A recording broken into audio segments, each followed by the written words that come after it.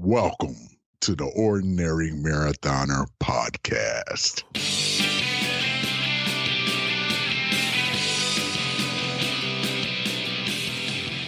Hello and welcome to the Ordinary Marathoner podcast. My name's Coach Scott. I'll be your host today. Guys, I got a great show for you today. I got a great guest, a return guest. I'm going to bring him on in just a moment. As always, you can find this and the back episodes of our podcast at our website, ordinarymarathoner.com. Check that out if you get a chance. You can also find them at the aggregators, places like Stitcher, TuneIn, iTunes, Google Podcasts, Spotify, all of that good stuff. If you're watching us on YouTube, do us a favor, hit that subscribe button down below. Could always use the subscribers. It really helps us out. We really appreciate it a lot if you do that. Our Patreon page is patreon.com/ordinarymarathoner. We always love support of our patrons. We will read your name out on one of our podcasts if you sign up there, and also add your name to the scroll at the end of the podcast. All right, with that, let's bring in today's guest. He's a good friend of mine from upstate New York. Again, I forgot the town. It's two words that I know. Matt Schorer. Welcome back to the show, Matt Schorer. What's going on? It's Holland Patton. Something Patton, yes. Holland Patton.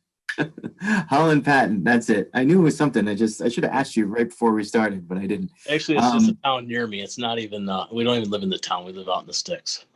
Oh, so, it's just in nowhere, unnamed area on the map. Dead end road next door to the Amish. That's you, huh? You have Amish in upstate New York? A lot. Really? I thought they were just kind of Pennsylvanian, but I guess so. That's interesting. They ride a lot of bikes? No. Those guys hang out down in Pennsylvania. They ride bikes. Hey, I bet they're pretty good. I mean, what else do they do all day? Anyway, it's been a while since I had you on the show. Yeah. We were just talking about that before. We think it was somewhere around September of 2019 was when you made your appearance. Was that your podcasting debut? No, actually I did one more, but I don't really. Okay. I don't promote it, or I've never even listened to it. So. That's right. Mine's the only one that mattered anyway. Yeah, but. So your podcast, actually, the podcast we did together, one of my most listened to podcasts. Did you realize that? Did you know it was going to get so much play? No, and honestly, I don't know why they would listen to me instead of somebody like Mike Riley. That's true. I mean, you've had some others that are way bigger than I am. I think, I think is the message that you send, and especially, I don't know, from finishing the race the way you did in Ironman Lake Placid last year, and training for it, and your story, and having your influence out on social media. I think, it's one of those things where people see Mike Riley doing another podcast, and I think they say, that's Mike Riley doing another podcast. But, people see that you're doing one, and, you have a bit of a following on social media, and they're interested to hear more. And I think that's what comes across. And I think your story is very genuine, and it's, it's one of those, I talk about sort of like that weight loss story. So it's that, but this is like you doing an Ironman and coming from, just changing things around and accomplishing something absolutely incredible. I think that's what lures people to the story, and that's what lures people to you on social media. Yeah, maybe. It's your winning personality. It is. It's my good looks. My so since the last time we talked, I mean, there's a lot of things planned, things that were in the works. Obviously, it's 2020. It's coronavirus year. You were going to redo Lake Placid this year. Was that your number one A race for 2020? No, Lake Placid is never my A race. No? Casanova is my A race. And what's that exactly? Is that a half? Just a sprint triathlon local. And it's just, and how many times have you done it before? Yes, I've done it twice. That was my first one ever. Yeah. I did it at like 310 pounds. And then I did it last year. That was right at the end of August. So after Lake Placid. So I consider that my A race, because it's the first one I ever did. That's what got me started. I mean, Lake Placid's big, but it's just not my A race. Yeah, well, I mean, it's like, so that's kind of interesting. I always kind of, I have like a local half marathon near me that I've done 3 years, and I love doing it. I do it whenever I can. And it was the first half marathon I ever did. And it has sort of special meaning to me too, because of the way I've done it. And it seems like that's similar to you. Like that's where you kind of got into triathlon. It's, if you want to say I'm training, I train for Lake Placid. So training wise, it would be, my number one race. Yeah. But I could care less about Lake Placid. I'd rather do Cazenovia every single year. Cancel Lake Placid forever, and I'll do Kaz. So that's cool. I mean, that's like personal. It's got like a personal meaning to you. So I think it matters a lot to you, which is great. I think that's awesome. Now, when they canceled Lake Placid, first I think they postponed it, and then they canceled it. Was it something that you felt you were really ready for, and that you were anxious to get there and do it again, or was it something that you felt you're a little unprepared for? Are you kind of happy that it got sort of canceled this year? Yeah. After Lake Placid last year, I picked up a new coach, Ed Tenike, and I'm an ambassador for him. So he gave me a meal plan. He gave me my workouts. He gave me everything I needed to get to my goal weight, which is 215. And that's 215 is my goal weight with I think 10% body fat. It's the fastest, most efficient place for me to be. And I completely wasted a whole year. Is that the way you look at it? I'm kind of like now. So I didn't do anything for the first, I still worked out. I rode and I ran, but I got to January and I should have been lower in my weight, and I wasn't. And then COVID hit, and I'm like 50-50, it'll happen. And it got closer, and I still wasn't trained up. I was trained. I could easily go do it, but I would definitely suffer like the same as I did last year. And so I was kind of relieved when it was, postponed. Right. And then when they canceled it, I was like, sweet. I got a whole nother year. Yeah, it's like sort of like that bittersweet. Some people, I think it's one of those things where if it's like maybe like a couple weeks before your race and you're all ready and you're ready to go and you've been training really hard, maybe if this had happened last year, it would have been a little more devastating, a little more upsetting to you. That would have been bad if it happened last year. I would have been upset, but I've already done it once. Yeah. Now, you mentioned sort of that. Would you look at it? Because I know you've been training for the last year. I know you've been. Obviously, we ride on Zwift together all the time, so I know you've been riding, and I know you ride outside tons. So I know you've been training. I know you've been working hard. Is it when you look at it and you say you weren't trained up? What part of it, aside from the weight itself, is it all on the weight, or is it? Yeah, it's all the weight. I can. If I dropped 100 pounds, I'd be really fast runner. I'd be a fast swimmer. I'd be a fast biker. So I didn't really swim either, but swimming is, I don't really care as long as I finish. I just don't drown. Yeah. Just hang on. No, I hear you with that. I kind of have the same outlook on swimming too. It's like I get it done when I can, and if it's convenient to do it, convenient to swim. It's been difficult to do so. Pools closed, and unless you have open water near you, it's been difficult to do so. But I think you would have been all right in the water as opposed, at the run and the bike. I know the bike. You mentioned you were running, but I know the bike, man. You've been killing it. You've been killing it all winter now, or all summer. You mentioned your coach Ed. You guys have been having it seems like you guys have a really good relationship. That you guys are on point. Have you seen some good improvement on your bike? Yeah. So, you already know this, but January, I decided, I was going to ride 1,000 miles, and I never noticed any difference in my legs before that. But that February, I started feeling the muscles in my legs. I could just tell I was getting stronger. And really ultimately the only thing slowing me down is my weight. That's it.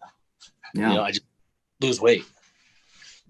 and you and I have this conversation constantly because I think we're both sort of in the same boat from that respect. It's like it's a constant battle versus the scale. And I think a lot of times when you hear people talk about that, they get very body shaming is a big issue and all that stuff. And it's just like I think for you and I, it's a lot of time. It's just really about how the speed calculation, right? It's weight divided by kilograms, and it's for guys like you and I, it's like, man, I look at that number on the scale, and I know if I could take 40 pounds off of that weight, I'd be a hell of a lot faster. And it's so tempting to think about that and try to be motivated to get there, and then when it doesn't happen, it's deflating.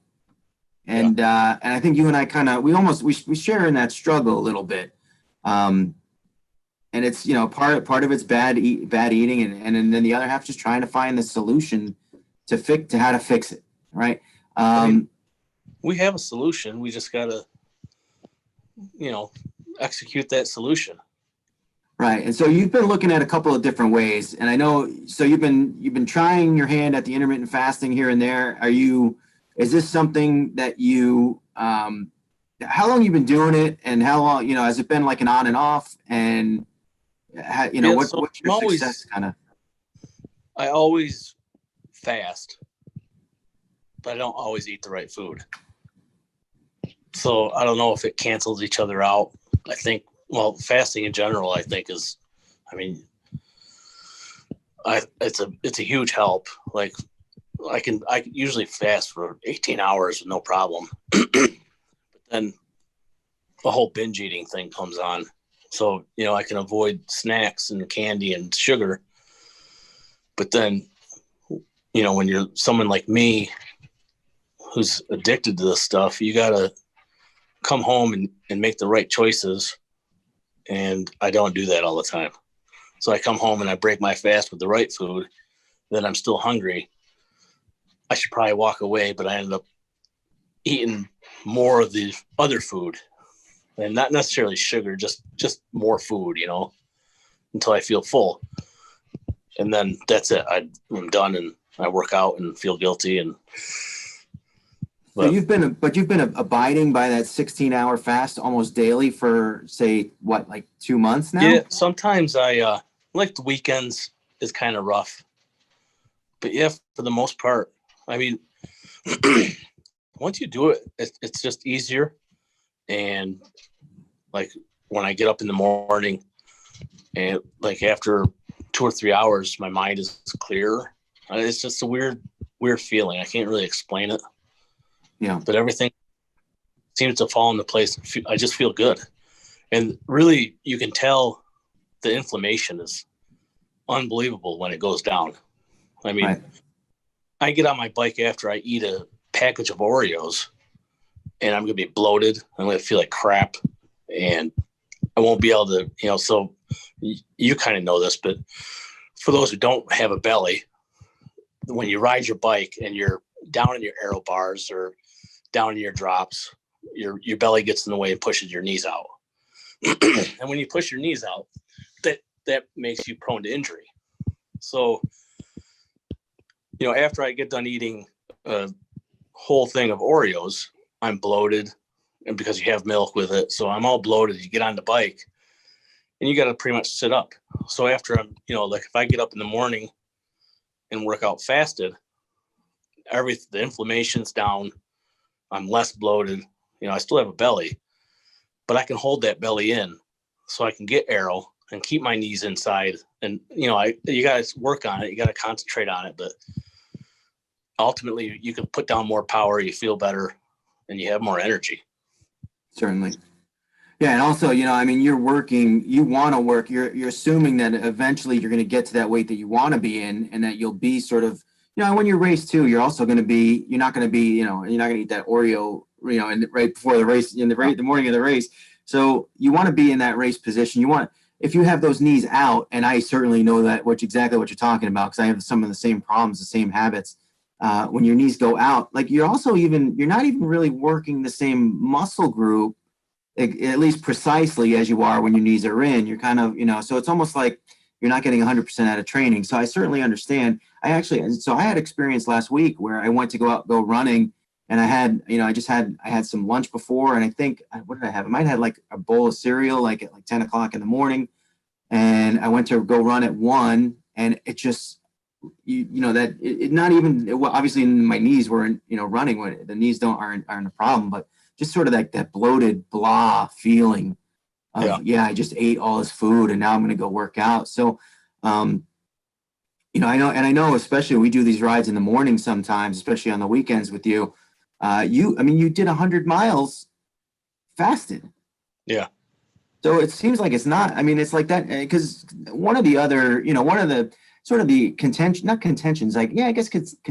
to fasting is like, all right, you're going to do a workout like that, 100 miles, you need to be fueled, you need to be well fueled, you need to keep fueling while you're riding. And that's, a lot of people believe in that, but you were just able to do it. Yeah. It's got a lot to do with your ketones. I'm not a nutritionist, so I also not, or my coach will be able to tell you about it, obviously, but I know you're burning fat for your fuel. And so another one, I like to talk to you about nutrition because I like to talk about mine. But it's different for everybody. So when I get up in the morning, I use F2C. I'm an F2C ambassador. They have Pharma Greens, and I think it's absolutely awful. It doesn't taste very well for me. Some people love it. So I take 8 ounces of that, and then I take 2 Jumpstart pills, and pretty much they're like high in caffeine. So instead of drinking, 4 cups of coffee, I just take 2 Jumpstart pills, and then that doesn't break the fast. And then like on a weekend, they have a product called Ketodurance, which fuels you but doesn't break your fast. So I can take a bottle of Ketodurance and drink that, and I'm still fasted and still be able to perform. So. And I tell you, when I do those long rides and I got to be on the bike 3 hours, I'll have like a peanut butter sandwich sitting there. I'll have maybe a gel or two, a bar or something. I remember one of the people that we rode with on, I think it was on Thanksgiving. She had like a blueberry pie or something. I don't want to say there's nothing wrong with it. You can feel whatever you want, but when I'm trying to lose weight. I don't want to eat a bar loaded with sugar or anything else. I just don't want that. Yeah. And I think, case in point too, is that sometimes, especially like I think of like Cliff bars or something like that, or even the boom bars that we talked about before, those are like, those are like 300 calories or 200. I don't even remember. I think it's like 300 calories. Anyway, but if you have one of those every 45 minutes or so, and you're looking to lose weight, if you're on the bike, you're cutting out like half your calorie burn. Yeah. Like you're cutting it in half. It's almost like you're not really doing anything to help you in terms of weight loss with that workout. If you're somebody like Jason Remington or even like Mike Romans, you can eat whatever you want. I'm sure Mike's got to work for it, and I know Jay's got to work for it, but they can fuel whatever they want and not gain weight or it's going to burn. Right. Yeah. If only. I'm not going to work 4.5 or 5 hours and burn 3,000 calories only to ruin it with a couple of friggin' boom bars or Cliff bars or whatever. So, whatever it is. Yeah. And I think, I think one of the things that I always looked at and to a certain degree, I still feel like I believe in is that I feel like I need to eat when I ride, and I don't necessarily need to eat that many calories, but I need to, every hour or so, I feel like I need something. So, but to watch you finish a 3 or 4 hour ride and do it on nothing except for, no calories really. I'm kind of proof that you don't need it though. Yeah, that's what I mean. It's interesting, and it makes me sometimes want to dabble and check it out from time to time. I was watching. I keep watching the intermittent fasting videos, and you don't have to be 16 and 8. You can be 12 and 12 and still get benefits from it. You can be. It's just not hard to do, and the benefits are good. Apparently Apparently, so there's studies for everything. You and I talked about it, but intermittent fasting helps with anxiety. It helps with IBS. It helps with a lot of stuff. But I think if you don't do it right, then it can really badly affect you as well. Yeah, and so one of the things that I was reading about it was that it can lead, and really, I mean, sort of one of the things that you said, it can sort of lead to binge eating because you kind of you don't eat, and all of a sudden there's some food in front of your face, and you're within your fasting period, and then you eat it. I don't know about you, but I've binged eat way before I started intermittent fasting. So true. Yeah. I mean, it's mental, right? So is it mental or is it some of it sort of physiological? I don't know. I don't know the answer to those questions. Yeah. Well, it's also like, I can't explain it, but I have like a bottomless pit. I can eat and eat and eat and eat and just not stop eat. But it's all got to do with what you eat, what the foods are, sugar will do that. So that's why I just knock sugar right out of the equation, and that'll change. Right, and I think that's actually a really good segue into kind of like the next portion of what I want to talk to you today about, which was you recorded a video, you put it out there on a YouTube channel. I loved it, about 10 minutes long, 10, 15 minutes long. You're a truck driver, and one of your biggest sort of what's the word, pitfalls, I would say, is driving by the rest stop. Those friggin' rest areas. Yeah, I drive by them every day. And so I will admit, so this was before I started working out, I used to drive pretty much the same stretch you do sometimes of the Mass Pike from Springfield out to Boston. And I would jump on the highway and there'd be a rest stop right there. And I would pull in and I'd go to McDonald's and I'd get a chocolate shake almost daily. And it just, but like you said, it was like, I would leave work and I'd be like, and some days I'd be like, all right, I'm not getting it. And then as I drove by, I'd be like, oh no, I gotta get it. It's almost like a reflex it's, it becomes this habit that's almost like addiction, what you're saying, being sort of addicted to sugar. It's something that it's like a tractor beam. It just pulls you in and you can't say no. And that's really I don't know, for me, I think that was the moment, that was like the gist of your video. It's like you have the same sort of tractor beam pulling you in and make sort of like having you do things that you don't really want to do, but you just can't help it. The only thing that saved me the only thing that saved me the other day was talking to my phone. That was it. I was full dead on set to stop at that rest area to buy the 2 candy bars, a bag of chips, and a soda. And I would have bought it. And, it was it's been a couple months now, but I did that one day all the way out on the Mass Pike. I stopped in the morning at the Lee Plaza. Yep. I drove all the way out to 10A, come back. I stopped again on top of Blandford Mountain and bought the same thing. So I had like 4 candy bars, 2 bags of chips, and 2 Cokes. And is that your reflex? That's like your reflex purchase. Like that's kind of like. Did that grow? Did that start as like 1 candy bar, or did that?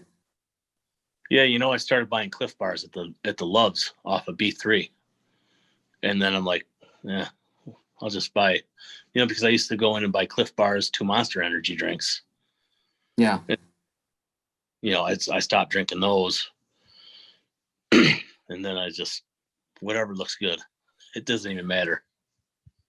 So the YouTube channel. Now you mentioned accountability.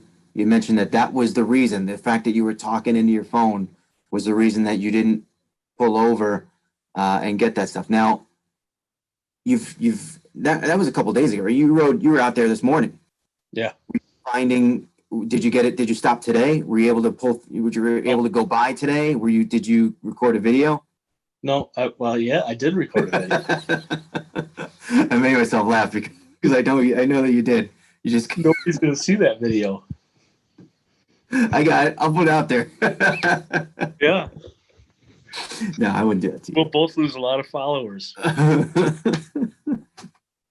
let's just say there's a word that starts with F that And may have been used. I'm sure I'm not the only one who starts a video and it just goes right down the drain, and you just start talking to yourself. So I am the master of that, my friend. I got to tell you that. I am the master of that. Myself, and I just so happen to record it. So I'm like, somebody's got to see it because I can't just sit here and laugh at myself. I want somebody else to laugh. Well, it's funny too. When I was watching it, and Stephanie's like, "What is that? Who is that dropping those F words?" And then you said something really funny, and she's I can't even remember what it was, but she started cracking up, and she's like, "He's not putting that out there." I'm like, "No."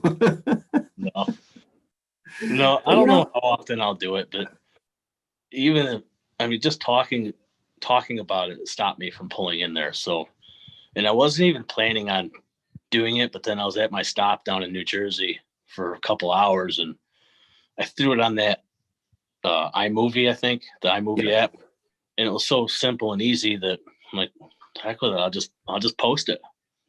So that's what I did. It's got over 100 views, I think, as of this morning. Yeah, and I mean, that's important, but ultimately, it's not really. It's more about. I mean, I got a bunch of messages for, help, or if I need anything, or can you do this for me, or which is great. It's kind of what it's about. But I said in the video, I got to fix myself. So I need to work on myself first. And if I can help somebody along the way, then it's great. Right. And, we have this little sort of competitiveness between us and in our group of friends, our little circle. And I think all that's good. We talked about potentially doing some sort of challenge that maybe, I think accountability is always good. I would tell you that, we're up in the morning riding half the time and we're talking together. And if you were driving by that thing and you need something to occupy yourself, give us a call, do whatever. But obviously, it's up to you. It's up to you in the cab of that truck to make those decisions. And that. And I think, you talk about the accountability, you talk about the struggle, and, I can see it on your face that it bothers you. It bothers you, especially because it makes you, you could be a lot faster. If I'll always be faster than you, but. Well, that's not so difficult. But putting yourself out there on the YouTube channel, look, dude, it's not, it's not, and I know that you recorded a couple iterations of this thing, and I know that you, but this is the one that you were actually really driving by the rest stop when you took it, because you took a video of the exit that you passed, which, by the way, that was awesome. It's all hands-free, by the way. I got you, man. It's also 2 a.m. here, no one on the road. I got you. But, I think to share that with people, there's certainly there's going to be some people that say, oh, he's just looking for attention. But, it's one of those things that, that's what they say about everybody. That's what they say about me. Somebody's always but then you do it. If you think that, then you do it. You spend the time to put together a video. You spend the time if you think that's what it is. And the fact is, you're putting yourself out there, and you're doing it for the right reasons. You're doing it to help yourself, to make, to try to have that accountability level. But you're also sharing that struggle, and that struggle, maybe somebody out there relates to that. And that's already the case. You have over 100 views on the video, and and you said people reach out to you already, including me. And, there is a chance that those videos and that struggle and that things that you go through, someone's going to watch that, someone's going to see it, and it's going to help someone else change. And so, and I think that in and of itself, even, we root for you to be successful, but even if you just share the journey, if someone else is successful, it's, it's a win-win. Yeah. YouTube is full of weight loss journeys and people just like me, so I'm not the only resource. And honestly, if you don't like it, then I don't know what to tell you, but it stopped me from pulling into that place. And that's all that matters. It stopped me from that crap. And that's what it was for, and I don't know how I can help anybody ultimately without, I'm not a nutritionist. I'm not a coach, and I never will be. But if I could share it and just, if it helps somebody who's struggling, then great. I don't know. It's quite the thing to get some messages that, oh, I'm struggling too. And I've got a ton of people have messaged me. I mean, it's like nonstop where I turn my phone on airplane because I just don't have time. Just leave it alone. Yeah. It was a little overwhelming yesterday to get those messages. But that's good though. I mean, that's good. It has to make you feel good at some point. Now, is that something, do you expect, so like if you're driving down the road and you start getting those feelings of I might want to pull over. Now, maybe one of the things that you could do is like watch your own video. So that's the other thing. I asked you if you watched your videos. And I watched my videos 3 times today. Yeah. Because it helps. You might. And what's funny is you said that, and I actually just watched the last podcast that I did. And I don't know if it's because you asked me that question or because, I get very self-conscious. Yeah. Sometimes I finish a podcast and I feel like, it didn't feel as good as I thought the message was going to be. And then usually I watch it and I go, wow, that was much better than I thought it was going to be in my brain. My brain said, oh, that sucked. And then I watch it and I go, wow, that didn't suck. It wasn't so bad. The end of my video was absolutely horrible. The first couple of times, it's still pretty bad. But then when I watch it, I'm like, you know what? I don't care if it's bad or not. If you don't like it, don't watch it. Right. I'm not an editor. This is my phone. I'm not using a GoPro or a DSLR camera or anything like that. So it is what it is. I try and make it look good. And I might put videos out that just me talking. I don't even need to look good. I don't need them to look good. They're to help me and somebody else who's struggling. Right. If somebody else is struggling, they don't care about the music. But the end of that video, it does get me every time I watch it. The end of that video where my last few sentences, it really helps. I don't know. It's kind of weird. It really touches me, I guess, to see it. That's good though. I mean, that's good. And it's good to relive it. And we were talking about that the other day and you said something like, when was the last time I watched the Lake Placid video recap I did? I'm like, oh, I haven't seen that in like 6 months. Cause that was one that I really put a lot into it. And I went back and I watched it. I'm like, and yeah, it just kind of sort of refreshes all those feelings and the reason why we do the things that we do. I watched mine. Well, I told you I watched mine, the one we did. And it's like I got goosebumps and that race feeling throughout the whole thing. It just brought back everything, all the memories and stuff. And didn't go away. You just bury them because you move on, you do other things. It's funny because when I watched mine, and I don't know if you said it kind of, but it does bring you back, and all of a sudden it refreshes all of those feelings and all of those the reason why you did it, and man, it's almost like a jumpstart pill. Yeah, exactly. It's kind of neat. Fire again. Yeah, and so one of the things that you were talking about just now, and just to kind of take another broad step back, was helping people and obviously helping yourself.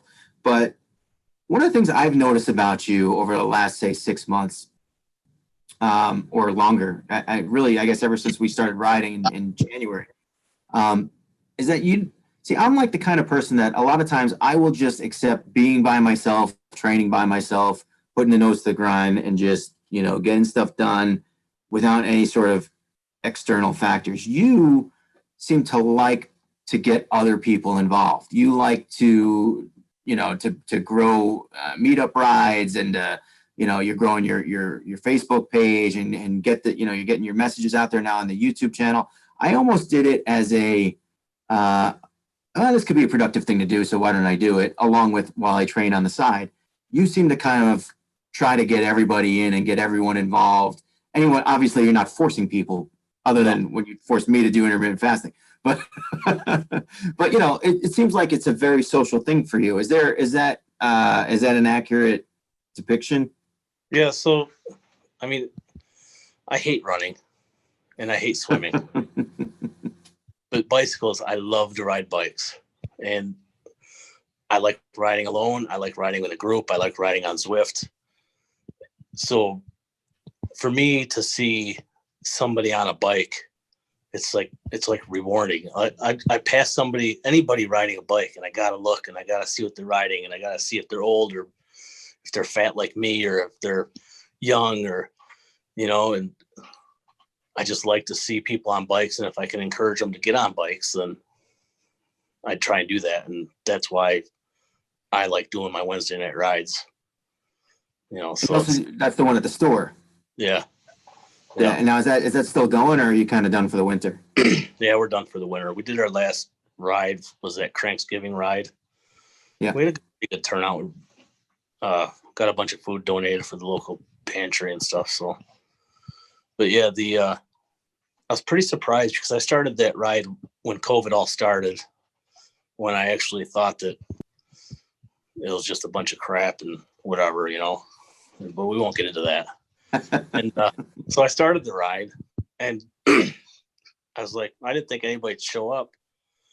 And Wednesday night, I get there over to the shop, and I go outside, and I'm like, holy crap. I mean, the parking lot's full of people. I'm like, we're going to have the police here telling us we can't. I mean, we got all these people, and we're in the middle of a pandemic, And, That's true. I didn't force anybody to show up, and I didn't tell them whether or not they had to wear masks or not wear masks. It was completely up to them. We're going for a bike ride. And I went in, and I told Jay, I'm like, I don't know what you guys were expecting, but I wasn't expecting what's out there. And he wasn't even going to ride, I don't think.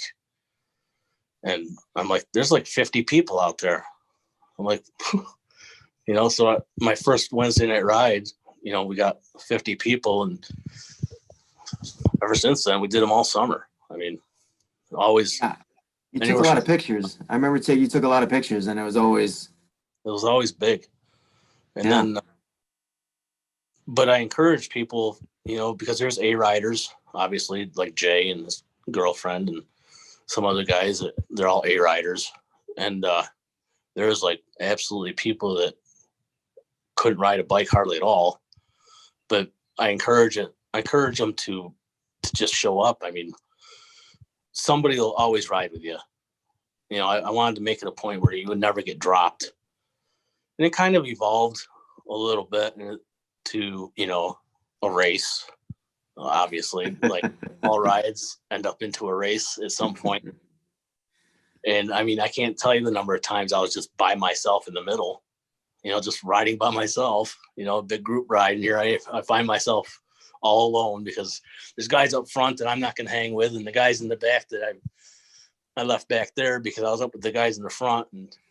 But it doesn't matter because I had guys on, hybrids that haven't ridden in years, and as long as you could pedal and maintain a constant pedal for a decent amount of time, you could ride. And then, next year it's going to be even different. I'm just doing, I'll lead it out, or somebody will lead it out. It's going to be nice and slow. And I don't care if a kid shows up on a BMX bike, he's riding just because they deserve to ride. Take him on the hills. Everybody deserves to see what it's like to ride in a group. If you haven't ridden in the group, then you're missing out because it's a lot of fun. I only ride in a group on race day, unless you count Swift. And then no, I mean, if you get in a good group of guys and you draft, I mean, I did a 100-mile ride with the shop last year around Oneida Lake. It's fairly flat, and we averaged 19 and a half miles an hour around for 100 miles. I can't. Wow, that's fast. No. Well, you also climbed Whiteface Mountain this summer. Congratulations. Yeah, so did you. Congratulations. I wrote down. I'll put a little asterisk next to my name for that one. I wrote down Whiteface too. You also took the worst picture of me, I think, that's ever. I can't tell if I look like a fat Smurf or. I wasn't thinking it was a Smurf, but I don't know. I was wearing this kind of shirt. It was just the. That was fun though, man. It was good. It was good to meet you actually, and I'm going to be driving out to see you over the weekend. This weekend, to get some work done on my bike out at the shop in New Hartford, Trek New Hartford. Matt does some work over there. His friend Jay owns the place. We've had Jay on the podcast in the past, and you guys do a good job out there. Well, at least I hope you do. But Yeah, I mean, better than anybody in Massachusetts. I mean, I'm driving 3 hours to get some work done on my bike, so there's got to be a reason for that. Yeah. We'll see though when we check it out. Let me ask you this, Matt. Where can we find you on social media? What are all the channels and the places to go get you? YouTube, Facebook. If you want a friend request me, just Matt Schorer. That's fine. I accept everybody unless you're only have one profile pic and an ad for something, then you're not getting in. But then follow the Fat Guy to Ironman Kona is my athlete page. Fat Guy to Try Guy on Instagram and YouTube. And I think I'm on Twitter too, but I don't use it. You don't really find. Yeah, I wouldn't even mention the Twitter. But Twitter's boring. Yeah. But anyway, what do you have planned for next year? What's I know you probably rolled your Ironman Lake Placid to next year. Is that are you trying to get down to that 2:15 number for race day, or you just? Honestly, I kind of hope they postpone it again. I say that, but I mean that weekend will come and I want to be there. It's not going to be what it was the last year when we did it. No, which is that was your first time. Yeah, thankfully that was my first time, and I got it in before this whole thing happened. And but I've got Lake Placid, and I'm not signing up for anything else until we know what's going on. Yeah. But then I have we'll call it the Tater, TATR. It's the Adirondack Trail Ride. So that's a 580-mile ride around the Adirondacks on a mountain bike. That takes a number of days. That's not like a 1 day, right? So I have to be at goal weight by then, because I mean the records was broke again this year because it's such a new thing. It's not even there's no entry fees. It's more of a challenge, but they keep times and stuff, and you can track people. And it was 3.5 days, the record, and now it's 3 days, 9 hours. So now you're riding at night. Are you sleeping outside? Are you is there places to stop and crash? Or it's just a constant go? Yeah, so we'd have to sleep in the woods or wherever. So you got to carry stuff with you, your food and stuff to sleep. And basically, I mean, we're going to do it. My coach and I are going to do it. And I'm not going to go into it thinking, oh, I got a week. I'll just do it in a week. I want to go into it as in trying to break the record. So we'll know the first 12 hours if that's even possible. And if it's not possible, I want to be done in like 4 or 5 days. Yeah. Beagle, right. Yeah. Right. So, I mean, that's kind of something. And when does that happen? Is that later in the summer? That'll be in September. So right after half Ironman Maine as well, because we all know what happened to Lake Placid. They canceled Placid and they forced me into Maine. Yeah. So we'll see. I'm only riding the bike there. I'm not sure who's running. Yeah. A couple assholes probably. I knew you would be able to avoid that. I got to tell you, I'm freaking out over the ocean swim, but I'll get it done, man. I'll get it done. Yeah, no worries, man. It's just a 70.3.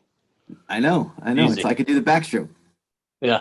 It's funny because I actually hired a swim coach, and I was supposed to swim last Sunday, and I canceled. I don't want to screw up Christmas with COVID. So we're kind of keeping to ourselves until Christmas. Yeah. And because I don't want to quarantine. I want the kids and everybody to have good Christmas. Yeah. So I canceled 2 sessions in December, and I'm going to start swimming in January. I think I got 5 sessions. So, and that's all I need. I just need to perfect my stroke, and he can tell me how faster I can get, or teach me to go faster, more efficient. So, yeah, and that'll be great. That's just another one that if I tell you. So I looked at my past Lake Placid times, and man, the difference from swimming when I was down down in weight versus when I was, the year I was heavy. This is like 20-minute difference, 15, 20-minute difference, which, I mean, you start talking about significant numbers. I mean, that's not so significant the bike. Did you do last year like an hour and 30? 124 and change. Yeah. I did. I was 2 hours. I was in the water almost 40 minutes longer than you were. And you probably passed me on the bike. And when you think about that, it absolutely sucks. You know, I don't want to be in the water that long. Well, too, is something that goes very underestimated in triathlon is the fact that your body is in this different medium, right? It's like you're surrounded by water for all that time. And when you get out, like you have to adapt back to air. There's like a sluggishness that and I don't know about you, but it takes me pretty much until I would say the ski jumps in Lake Placid until I'm starting to feel like I've shaken off most of the swim and I'm actually, I've moved on. I pretty much shook it off when the wetsuit strippers threw me on the ground and took me back up. That was it, huh? Yeah. You know what made me more nervous about that is the run from the beach to quarter mile. Yeah. I'm running with no shoes on. Yeah. Running holding my wetsuit, and I actually have to run or I'm going to look like an idiot. And I didn't want to look like an idiot, so I actually ran. But that's barefoot, probably wet, carrying a wetsuit. Yeah, that's probably the most nerve-wracking part of that whole race. It is. There is a nerve-wracking definitely a feeling of like everyone's looking at me, or and I just you're kind of doing the shuffle, but you don't want to walk. Yeah, you don't look bad. Yeah, it doesn't. When I did Maryland, there wasn't that area where there was nobody there really watching you. So you just kind of get out and you go right into the tent, and and you hop on the bike and you go. There was no people watching right there. But then again, at 2 hours, there's not many people watching, anyways. Yeah, they're watching people go out and right. They're watching pros come in at their second lap or the first lap of the right the ride. Right. I mean, trust me, man. I don't know about you and your family, but like the guys I go with, typically they're done with the bike, a couple hours ahead of me usually. And so it's like they just move on and they go, their family moves around and Stephanie kind of moves around with them so they don't get left back. And I miss out because I'm the one, hey guys, wait up.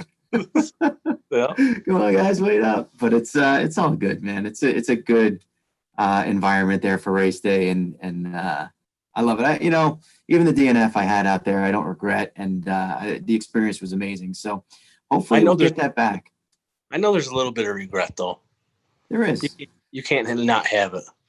No, I mean, you did everything you could to do it, but you're gonna have to go back and redeem. Oh, you mean for the 50 couple seconds that I was short? Yeah, that one starting to bother me. It didn't bother me for the longest time, but it's as I get away from it. I know on that day that I really didn't have that extra minute. I felt like I gave it everything I had. It's only bothering you because it's a time, and we know what the finish time is. So to someone looking in, like, it doesn't bother me any because you really race. So it's not going to bother anybody else. So I take that back. There are a few assholes on Facebook that'll say you're absolutely not an Ironman. But yeah, I seen one guy say, "Hey, if you didn't run the entire marathon of the Ironman, you're not an Ironman." And I'm like, dude, come on. I got 17 hours. If I could run the whole thing, I'd be in there with you at 12 hours. And if they, I don't know what they're expecting, but if they're expecting me to run the entire marathon, then they should. They shouldn't give me 17 hours. My goal next year for Ironman, if it happens, I'd like 15 hours. I think that's attainable for you. I have to be at my goal weight, and I want to be sub 6 hours on my bike. And like I said, the swim, it is what it is. If I can get it done under 2 hours, I'm happy with that. I know I can make up the time on my bicycle, and if I'm light, I should be able to run some of the marathon. I mean, but a lot of that, the running, now that you think about it, it's in your head. I mean, why didn't I run? Why didn't I? Because I didn't want to breathe hard.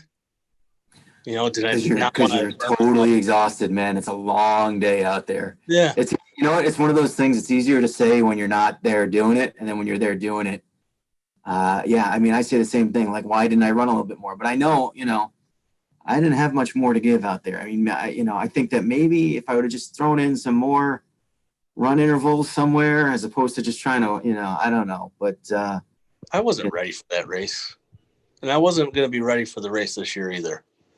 You know, I did the workouts, but like we said, like we talked about, it's all about weight. Every aspect of that race is about weight when you're this big.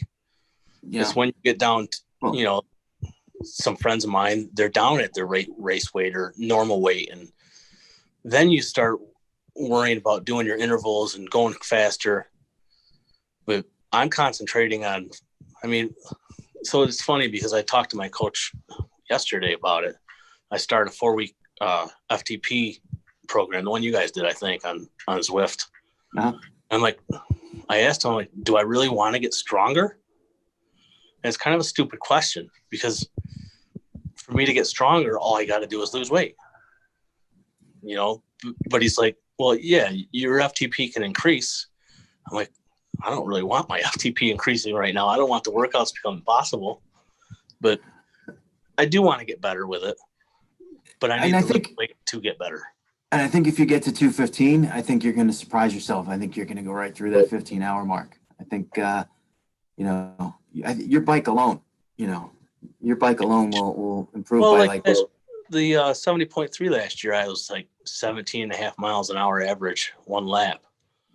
And that was without the swim and the run, obviously. But, you know, I went as hard as I could go for 56 miles. And I mean, that's the best ride I've had in a long time. Other than and you do nothing but ride. I mean, you ride all the time. Yeah. I ride a lot, but you know, riding outside is really important. And I think riding Zwift is what gets me stronger. You know, there's some aspects to riding outside is making me stronger, especially when I ride with Jay or somebody faster than me. Whenever you ride with somebody faster, you always tend to push harder.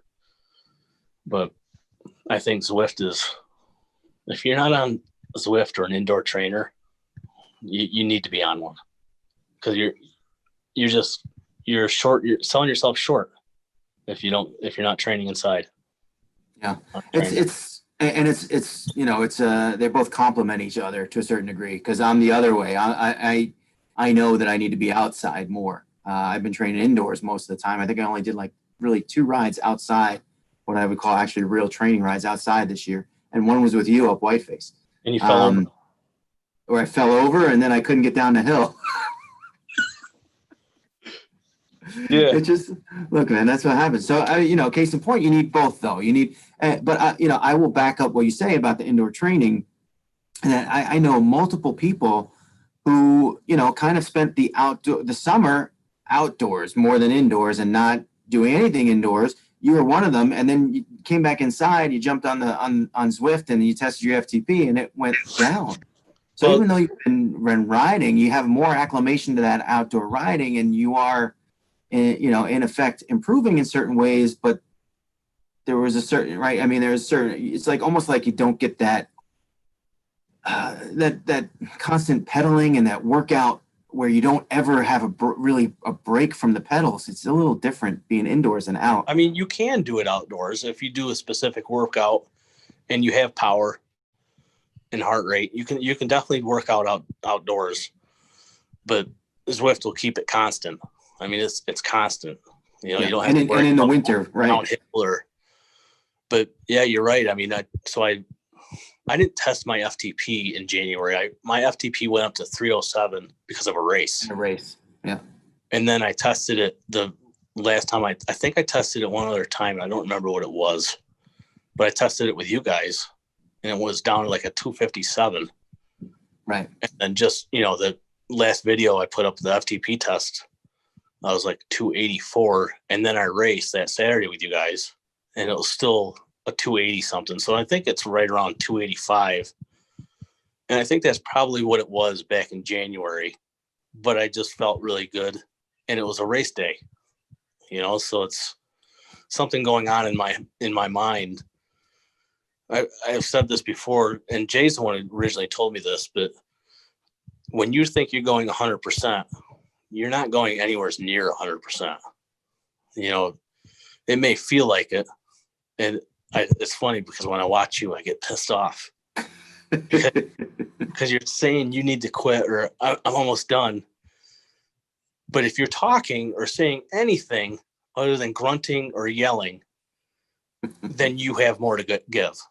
But if you can push yourself past like that, I remember that race, my FTP went up.